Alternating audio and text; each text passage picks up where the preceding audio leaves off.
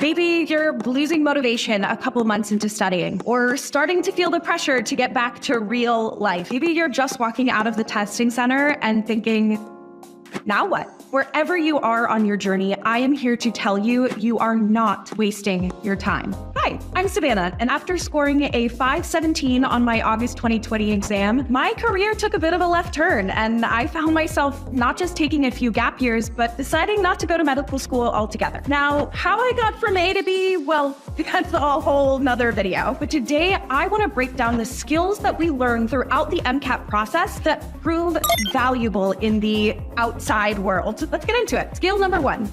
Time management. More specifically, creating and sticking to a schedule that works best for your brain and body. Whether you self-studied or worked with a tutor, I can guarantee you went through some trial and error with your schedule. Hopefully through that process, you figured out a couple time management tools that really work for you specifically. Personally, I found out that my focus relies so much on momentum. Once I hit a groove, an extended break or activity change can jeopardize my productivity for the rest of the day. What I found worked best was scheduling one long study session as early in the day as possible and going from start to finish with minimal breaks. How does that apply to my life now? If I need to get additional work done after I clock out of my day job, I know to hightail it to a coffee shop to keep the momentum going instead of heading home, resting, eating dinner, and trying to complete the work later in the day. Maybe you found that you need a 5-minute brain break,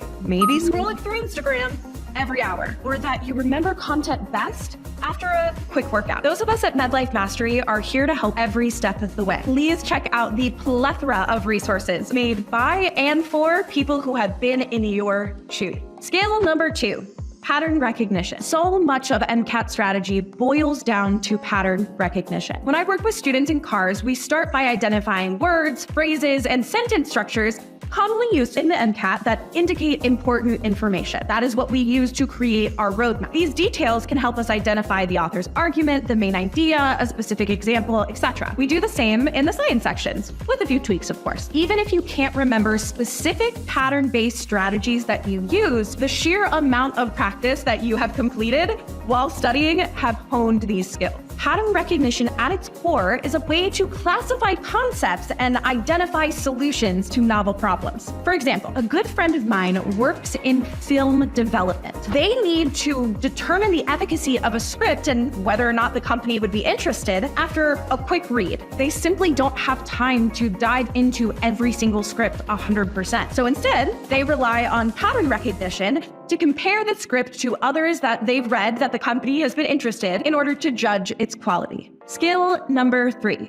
Heuristic assessment of written material. I define a heuristic technique as an approach that utilizes practical methods to reach an immediate approximation when problem solving. We don't need the perfect solution on the MCAT. We just need the right answer. I'm sure you can remember the process of reading or skimming the first few sentences of a passage and deciding just how difficult this was going to be for you. Even a few years later, I can still remember the fear that struck me every single time I came across a poli-sci cars passage. This skill really comes in handy when I'm finding reading material for my students. I'm able to browse through various websites or articles and determine what best fits my students' abilities without spending hours combing through material. Skill number 4, multifaceted problem solving. When faced with a difficult question on the MCAT, often the first strategy that we use isn't sufficient enough to get to the answer. We had to come up with plan A. First, try the kinematics equations. And if that didn't work, plan B. Look for clues in the passage. And if I'm still lost, multiply them together, divide by 2, and move on. I often refer to this as primary strategies, backup strategies, and, excuse my French, strategies.